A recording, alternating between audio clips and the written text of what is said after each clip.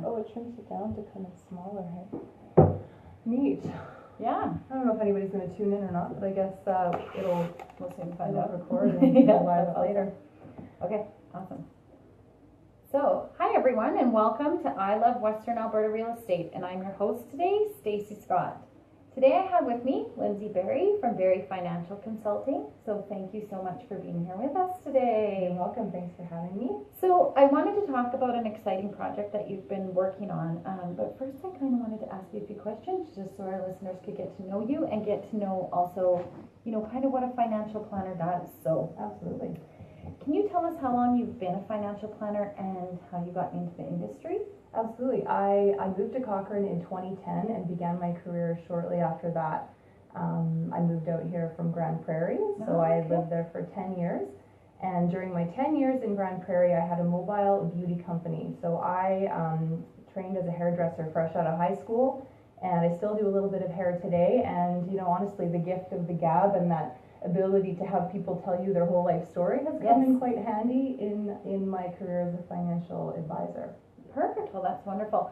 So can you just explain for our listeners exactly kind of what a financial planner does, what role they have in helping clients, right from our first time home buyers maybe, all the way up into the retirement planning. You're kind of that lifelong friend, right, if they get started early enough. So absolutely. And the funny thing is about it, there's so many titles. There's the financial advisor, financial planner, financial consultant, financial coach. I tend to use the latter two when describing myself, and there are so many different ways of going about the role that I have, and I've met many different people in the same boat as me who go about it many different ways. So I guess to sort of say that there's a way that everyone does it wouldn't be accurate. So I will just explain kind of how I go about things.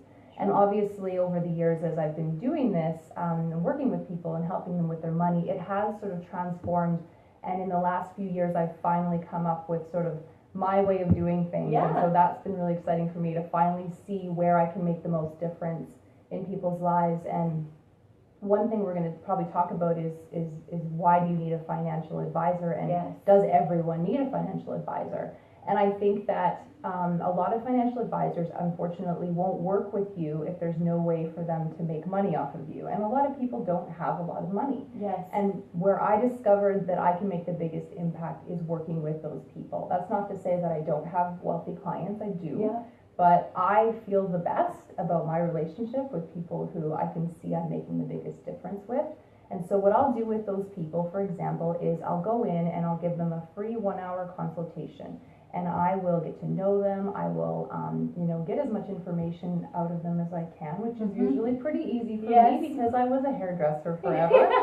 And so once I sort of start to see some red flags, I sort of get some more information. I ask questions like, what keeps you up at night when it comes to your money? And so that hour of my time and a little bit of follow-up research is free to them. And if they choose to take my advice, if they choose to, maybe revisit their life insurance or disability insurance, if they want to start investing, then we'll go ahead with that. But quite often, I find a lot of people have a ton of debt. And I will not invest their money if they're in debt. Until those debts are paid. Mortgage, fine, absolutely. That's not one of the ones on the list. But when it comes to debt, like credit cards and cars, unsecured. Absolutely. And I will tell people to do everything from sell that expensive car and get a cheaper one to downsize your home. Like, get out of debt. Right. And absolutely, debt is the biggest stress. That's the thing that keeps people up at night. So I don't want to start helping them with investing until they're ready to invest. And that's not something that you will hear a lot, I don't think, from people in my role. When it comes to an emergency fund, that's actually the first thing, is save an emergency fund, and then you can pay off your debt, and then you can invest. Because when you start paying off your debt and you have an emergency, the first thing that happens is you rack that credit card up again. Right. So I hope that kind of answers your question. And then eventually we do lead into the fun stuff, I guess, investing, and I teach them about RSP and TFSA and different types of investments. Well, that's perfect. So that does lead me a little bit into the next question. You maybe did touch on it a little bit. Really then, there's really no age limit, right? Like, I know that you've talked to younger groups. I've had the pleasure of speaking with you out at things like that, where it was more the younger crowd on financial planning and things like that. As well on the other end of the spectrum then, correct? There's just really... Absolutely. Yeah, I have some Anytime retired is a good clients. time if you need help, or, you know, you're Absolutely. looking. And the biggest thing, as with a lot of, you know, relationships in our life, whether it be our doctor or our lawyer or our childcare provider for our children, it's the relationship. You need to trust them. And, you know, I have come away from meetings before and been like, this isn't a good fit. And I don't feel like we are going to work well together. Right. It has happened where the relationship just isn't there. And that is a big part of it.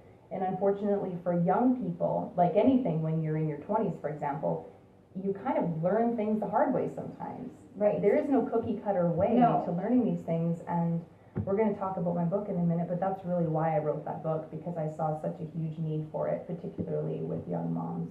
Right, well, that's perfect. So mentioning the book there, we're so excited. It comes out January of 2017, yes, I believe, and 39 Keys in Money Success for the 39 Forever Mom. So very clever title, very much fun, yeah.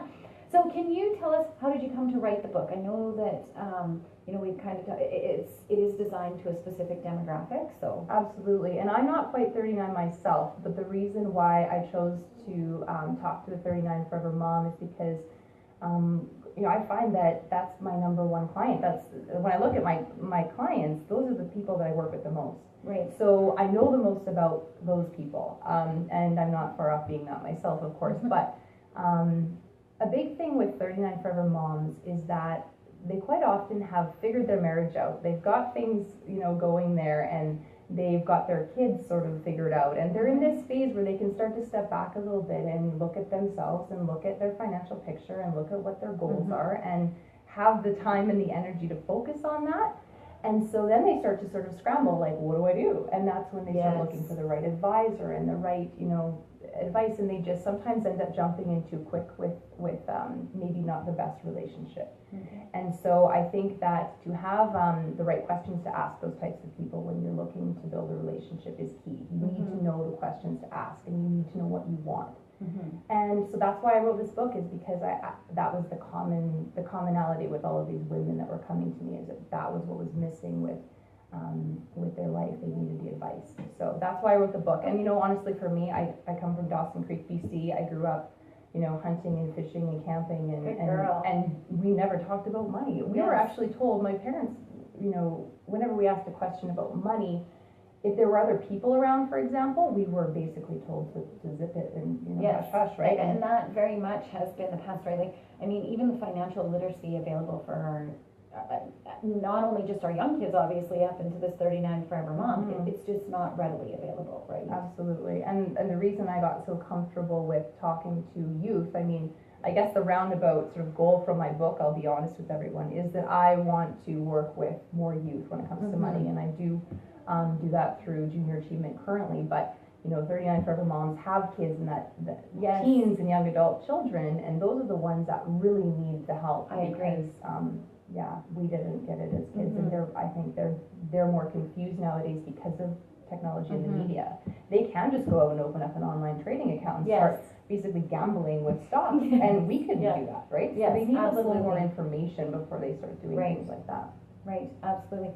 And I know, not to stereotype anybody in particular or anything like that, but I know that we do have quite a bit in that 39 plus age group where maybe, you know, they're going through a divorce or something like that. They've been a stay-at-home mom, and, you know, then we're going to look at where we're going to live and things like that. And maybe they haven't had the, you know, hubby's handled the money or things and like that that. was the other thing that I guess I forgot to mention is the reason why 39 Forever Moms need a book like this, because they've got their marriage and their kids figured out, or they're starting over on their own. For sure, there's a lot of divorced women out there. So. Right. Yeah. Well, that's just wonderful. So you talk about in the bio of the book release that there are no dumb questions. Okay. So that's awesome. And one of the ones that I typically hear is, you know, if we ask, you know, do you have a financial planner involved, or where your RSPs at, or anything like that? No, we don't have a financial planner because I have no money. Yeah. So I know you kind of touched on that a little bit. But really then, not having the money, they can come back into you, discuss some solvency problems, some problems on how to solve the debt solutions. Absolutely, and there are so many great resources out there. For instance, the Dave Ramsey show, the radio show. He's a little eccentric at times, and he probably rubs a lot of people the wrong way, but take the shopping cart approach and you'll get some really good stuff out of him. His book, The Total Money Makeover, is phenomenal.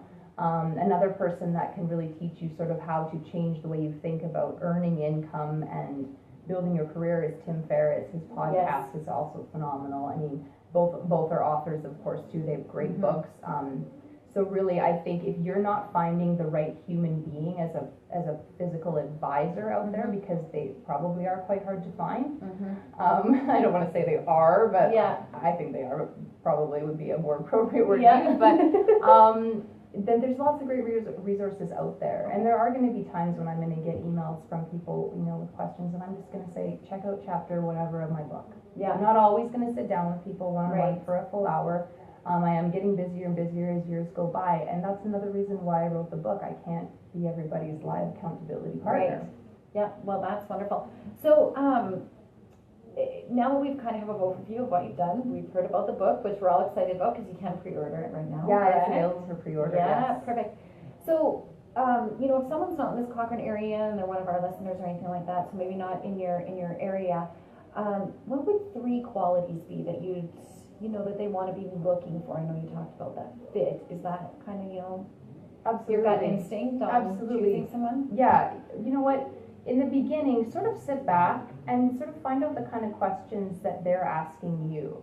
If they don't seem keen to work with you, walk away. If they don't seem like they care about what keeps you up at night when it comes to your money, they may be one of those advisors who's, a pretty big deal and only deals with, $100,000 plus accounts or 500,000 plus, or a lot of them are $1 million plus. And if that isn't you, you're going to find out pretty quick. They don't have a lot of interest in working with you. Right. And what you can do then, instead of just walking away, I guess I shouldn't have said just walk away, but ask for referrals. Say, do you know an advisor who may be a little newer to the business who would enjoy working with me and wouldn't mind adding some value? That would be one thing that I would look for. A second thing would be basically how often, once you find the person that you think you've got a good fit with, find out their expectations of you. Because you're going to have expectations of them, but you also want to know what their expectations are of you. Right, absolutely. If they have no expectations of you whatsoever, you're probably going to have to chase them down to get a meeting once a year to find out how your investments are doing. Right. And you don't want that.